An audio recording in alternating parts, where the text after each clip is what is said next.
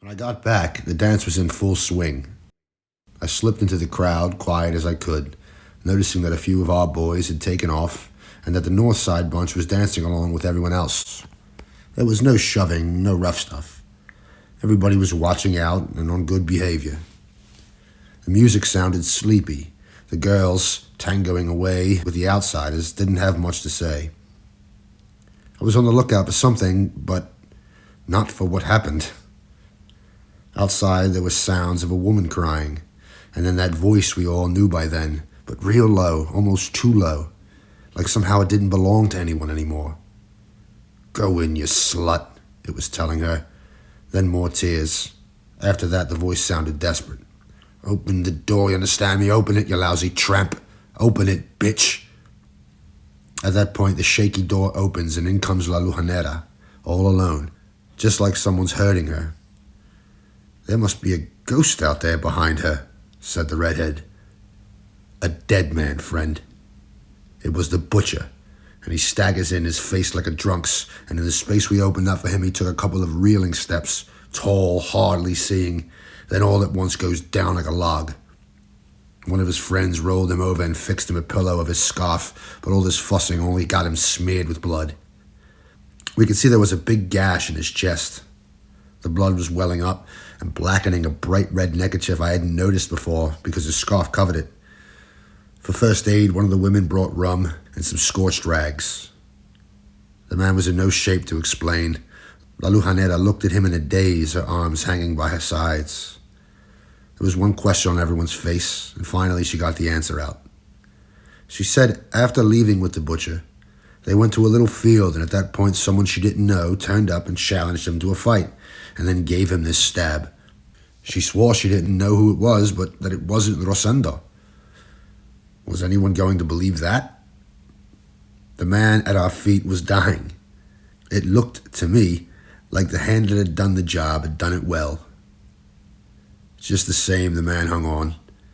When he knocked that second time, Julia had been brewing some mates. The cup went clear around the circle and back to me before he died. When the end came, he said in a low voice, "Cover my face." All he had left was his pride, and he didn't want us gaping at him while his face went through the agony. Someone put his hat over him, and that's how he died, without a sound, under that high black crown. It was only when his chest stopped heaving that they dared uncover him. He had that worn-out look that all dead men have. In his day, from the artillery barracks all the way to the south side, he was one of the scrappiest men around. When I knew he was dead and couldn't talk, I stopped hating him. "All it takes to die is being alive," says one of the girls in the crowd. In the same way, another one says, "A man so full of pride, and now look, all he's good for is gathering flies." Right then, the North Side gang starts talking to each other in low voices. Then two of them come out together saying, "The woman killed him." After that, in a real loud voice, one of them threw the accusation in her face, and they all swarmed around her. Forgetting I had to be careful, I was on them like a light.